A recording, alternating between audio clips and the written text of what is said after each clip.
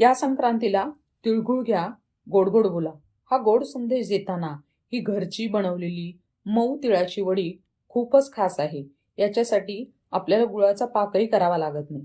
बाजारातून आणलेल्या मिठाईपेक्षा घरची स्वच्छ आणि प्रेमाने बनवलेली ही वडी नेहमीच जास्त चविष्ट असते. मी इथे वडीसाठी जे साहित्य घेतले ते दाखवते. 1 वाटी तीळ घेतलेले आहेत, अर्धा वाटी भाजलेले दाणे घेतलेले आहेत आणि त्याच्यासाठी त्याच वाटीनं 1.5 वाटी गूळ घेतलेला आहे. सुंठ पावडर घेतली 1/2 चमचा आणि 1/2 चमचा वेलची आणि जायफळाची पूड घेतलेली आहे. तीळ छान भाजून घ्यायचे आहेत. असा तडतडा व्यवस्थित आवाज आला की तीळ भाजलेत असे समजावे. सर्वात प्रथम दाणे आणि गूळ आपण बारीक करून घेणार आहोत. ही प्रोसेस मी जशी दाखवली तशीच तुम्हीही करा. त्याच्यानंतर मग आपण थोडेसे तीळ साईडला ठेवणार आहोत सजावटीसाठी आणि मग बाकीचे सगळे तीळ यात घालून हेही पल्स मोडवर मागे पुढे असं मिक्सरचं बटन फिरवत ते बारीक करणार आहोत. याच्यामध्ये वेलची पूड, सुंठ पूड आपण घालूयात. ताटाला आता तूप लावून घेऊयात आणि दुसरीकडे गरम कढईमध्ये जे आपण मिश्रण केले, वाटीला पण असं तूप लावायचे आणि गरम कढईमध्ये 1 चमचा तूप घालून जे मिश्रण आपण केलेलं आहे ते यामध्ये घालूयात.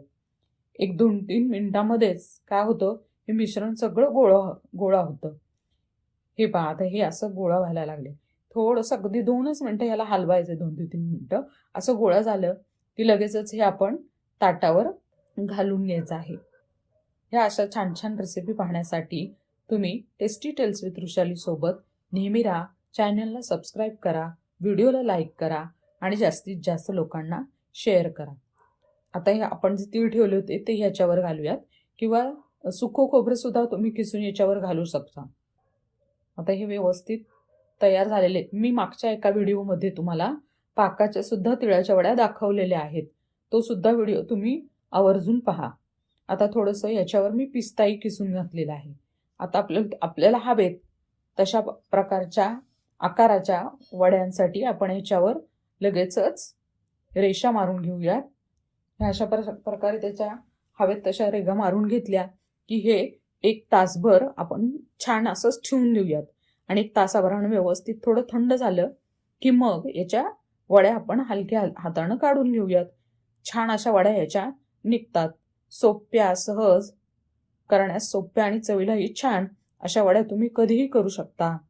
तर मग खुश राहा, हेल्दी राहा आणि गोड गोड बोला. मकर संक्रांतीच्या हार्दिक शुभेच्छा.